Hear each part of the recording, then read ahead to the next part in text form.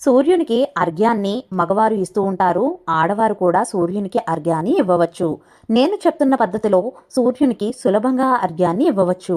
ఉదయమే నిద్రలేచి స్నానం చేసి ఉతికిన బట్టలు కట్టుకుని సూర్య భగవానునికి ఎదురుగా అర్ఘ్యాన్ని ఇవ్వాలి. సూర్యునికి అర్ఘ్యం మనం ఎప్పుడూ కూడా రాగి చెంబులో నీటిని పోసి ఇవ్వాలి.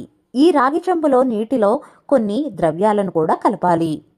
అవేమిటంటే రాగి చెంబులో పూర్తిగా నిండుగా నీళ్లు పోసి కొద్దిగా పసుపు, కుంకుమ, ఎరుపు రంగు అక్షింతలు, ఆ తర్వాత 2, 3 లేక ఎరుపు రంగు పుష్పాలను వీటిలో వేసుకుని సూర్యునికి అర్ఘ్యాన్ని సమర్పించాలి.